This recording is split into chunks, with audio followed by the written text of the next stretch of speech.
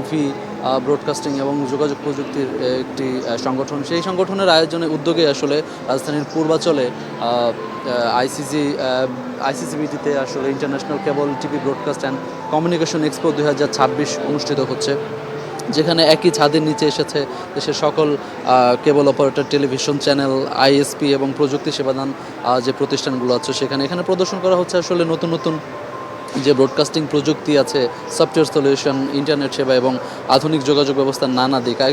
এখানকার যে আয়োজক আছে তারা বলছেন যে আসলে এই আয়োজন দেশের ব্রডকাস্ট এবং যোগাযোগ প্রযুক্তি খাতে নতুন বিনিয়োগ এবং সম্ভাবনার একটি আসলে সম্ভাবনা তৈরি করবে। দেশের প্রযুক্তি ও সম্প্রচার খাত দ্রুত পরিবর্তনের মধ্য দিয়ে যাচ্ছে, আমরা সবাই যেটা জানি আসলে। তাই নতুন প্রযুক্তির সঙ্গে খাপ খাইয়ে নিতেই আসলে আন্তর্জাতিক মানের যে সেবা নিশ্চিত করতে আসলে এই আয়োজন, এটা আয়োজকরা আমাদেরকে বলেছেন। গতকাল এই এক্সপোর আনুষ্ঠানিক উদ্বোধন করেন তথ্য ও সম্প্রচার মন্ত্রী জহিরুদ্দিন স্বপন। আসলে তিনি সে সময় বলেন যে আধুনিক বিশ্বে সরকারের জবাবদিহিতার বাইরে থাকার আসলে কোনো সুযোগ নেই। এক্সপোতে অংশ নেওয়া বিভিন্ন প্রতিষ্ঠানের প্রতিনিধিরা বলছেন এই আয়োজন তাদের জন্য নতুন প্রযুক্তি সম্পর্কে জানার পাশাপাশি ব্যবসায়িক যে যোগাযোগ যে বাড়ানো সেটির সুযোগ কিন্তু তৈরি হয়েছে। বিশেষ করে নতুন ব্রডকাস্টিং যে মেথড আছে, ডিজিটাল কন্টেন্ট ডেলিভারি সহ আধুনিক নেটওয়ার্ক ব্যবস্থাপনা নিয়ে আগ্রহ দেখা গেছে যে এখানকার যারা গ্রহণকারী যে স্টলগুলো আছে তাদের মধ্যে। নতুন টেকনোলজি এবং ব্রডকাস্টিং সিস্টেম সম্পর্কে জানার সুযোগ তৈরি হচ্ছে।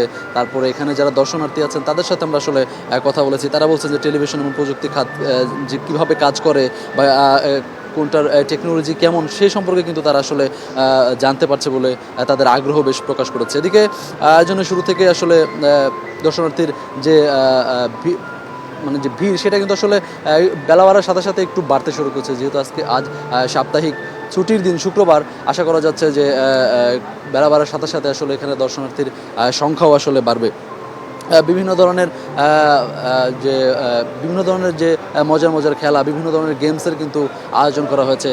বিভিন্ন টেলিভিশনের পক্ষ থেকে যে স্টলগুলো করা হয়েছে তারা আসলে একটা কম্পিটিশনের মধ্য দিয়ে যে কে কত ভালোভাবে আসলে নিজেকে প্রেজেন্ট করতে পারে সেই একটা বড় ধরনের চ্যালেঞ্জ কিন্তু তাদের মধ্যে থাকে। এবং যেহেতু আজ শুক্রবার, যেহেতু সাপ্তাহিক ছুটির দিন, আসলে বেলা বাড়ার সাথে সাথে আসলে দর্শনার্থীদের ভিড় আরও বাড়বে এবং পরবর্তীতে সেই বিষয় আপনাদেরকে আরও ভালোভাবে আমরা জানাতে পারবো।